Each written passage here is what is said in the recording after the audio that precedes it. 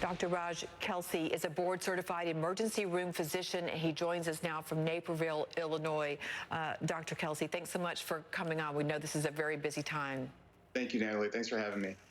Well, first of all, give us your experience. I know that you visit urgent care centers, you go to various emergency rooms. What's your experience with what you are seeing and experiencing? You're absolutely right. So I go from walk-in clinics where I work as an ER doctor, and I go to big and little hospitals, big cities, rural hospitals. I'm a traveling doctor. And in this perspective, we're seeing the same problem, which is people are showing up with the same illnesses they always show up with: heart attacks, broken bones, strokes, things like that. But on top of it, now we have all of these respiratory illnesses, including the flu, which is still quite not yet peaked. And we just don't have testing to differentiate between so many similar looking illnesses like COVID versus the flu versus some other type of cold. And this is the same problem. Yeah, and we've had the president of the United States tell people we've got the tests are there. And in reality, that's not the case. Why isn't that the case? Talk about that. So that's a great question, and that is the driving problem.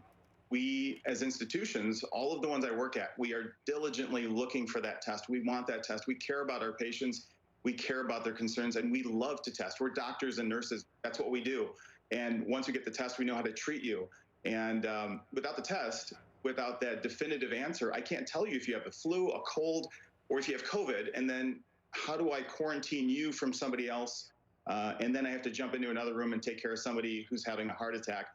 And the amount of time it takes to put on gowns and take off gowns and put on and take off all this protective equipment takes a lot of time from the people who also need me, the people who are dying from other illnesses, traumatic injuries, orthopedic injuries, heart attacks.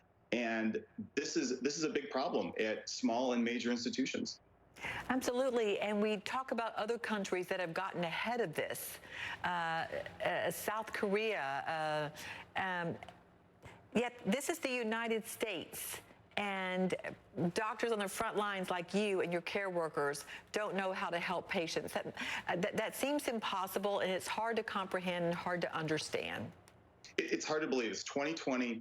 I've been doing this job for 15 years, and I feel like we live in the best country in the world. Trained here, was born and raised here, and we don't have just a simple PCR test that everybody in the rest of the country has. I'm not quite sure why.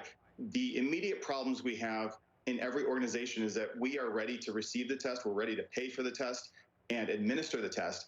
We are hitting problems at the county level, at the state level, and I can't even tell you, I'm too low on the totem pole to know what's happening between the state and the federal government. But just as we deal with the county, we're being told, despite us as doctors having intuition that this patient has COVID, they don't qualify for the test because we're using old CDC guidelines from 2 weeks ago. This thing is going hour by hour by hour. It's changing, it's evolving. And we as doctors are good at evolving. We're good at what we do.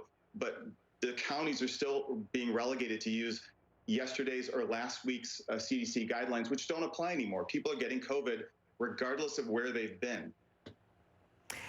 Right. So bottom line is, you work in many areas as an emergency room physician and such noble work, but you don't know if you're going to be able to take care of people.